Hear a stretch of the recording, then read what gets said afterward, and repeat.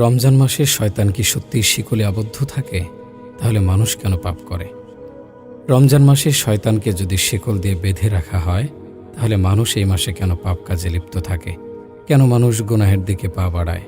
আসলে শয়তানকে শিকল দিয়ে বেঁধে রাখার প্রকৃত অর্থ কী? প্রিয় দর্শকবৃন্দ, আজকের আলোচনায় আমরা এই গুরুত্বপূর্ণ বিষয়ে বিস্তারিতভাবে আলোচনা করব। তাই ভিডিওটি শেষ পর্যন্ত দেখতে থাকুন। আল্লাহর রাসূল সাল্লাল্লাহু আলাইহি ওয়াসাল্লাম বলেছেন, যখন রমজানের প্রথম রাত আগমন করে, তখন শয়তান ও অবাধ্য জিনদেরকে কঠোর শৃঙ্খলে আবদ্ধ করে রাখা হয়। জাহান্নামের দরজাগুলো সম্পূর্ণরূপে বন্ধ করে দেয়া হয়, ফলে সেগুলোর কোনো দরজাই আর খোলা থাকে না। অন্যদিকে জান্নাতের দরজাগুলো সুসংবাদ হিসেবে উন্মুক্ত করে দেয়া হয় এবং সেগুলো আর বন্ধ করা হয় না। এই মাসে একজন বিশেষ আহ্বানকারী ঘোষণা করতে থাকেন, হে কল্যাণের অনুসন্ধানকারী, তুমি অগ্রসর হও। হে পাপের পথে যাওয়া ব্যক্তি, ফিরে এসো। জাহান্নামের দরজা তোমার জন্য বন্ধ করে দেয়া হয়েছে। আল্লাহ তাআলা এই মাসে অসংখ্য মানুষকে জাহান্নাম থেকে মুক্তি দেন এবং এটি প্রতি রাতেই ঘটে থাকে।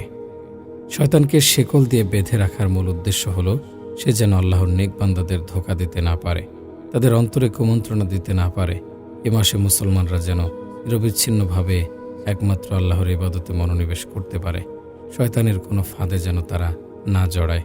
ইবাদতের পবিত্র সময়ে যেন তারা কোনো সংশয়, সন্দেহ বা বিপথগামিতাকে কবুল না করে।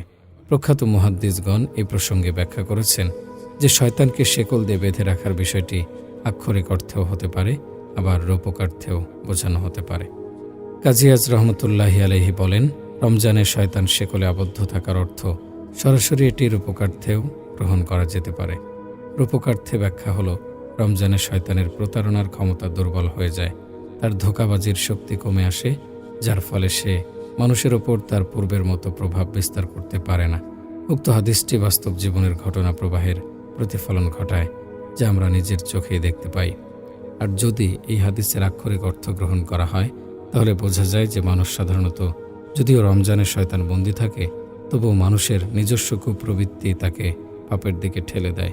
সে অভ্যাসগত কারণে কিংবা নফসের চাহিদায় ভুল পথে পরিচালিত হয়। বিখ্যাত সহিহ বুখারীর ব্যাখ্যা গ্রন্থে উল্লেখ করা হয়েছে, রমজান মাসে শয়তানকে শেকল দিয়ে আবদ্ধ করা হয়, তবে তা শুধুমাত্র সেই রোজাদারদের জন্য প্রযোজ্য যারা রোজার আদব ও শর্ত যথাযথভাবে মেনে চলেন। ঈমান ও মুনাফিকদের ক্ষেত্রে শয়তানকে সম্পূর্ণরূপে আবদ্ধ করা নাও হতে পারে। একটি হাদিসে হযরত আবু হুরায়রা রাদিয়াল্লাহু তাআলা আনহু থেকে বর্ণিত, তিনি বলেন, রাসূলুল্লাহ সাল্লাল্লাহু আলাইহি সাল্লাম বলেছেন, আল্লাহ তাআলার কসম, মুসলমানদের জন্য রমজানের চেয়ে উত্তম কোনো মাস আসে না, আর মুনাফিকদের জন্য রমজানের চেয়ে ক্ষতিকর কোনো মাস নেই। মুসলমানরা এই মাসে সারা বছরের ইবাদতের শক্তি ও পাথেয় সংগ্রহ করে, আর মুনাফিকরা এই মাসে মানুষের উদাসীনতা ও ভুল ত্রুটি খুঁজতে ব্যস্ত থাকে।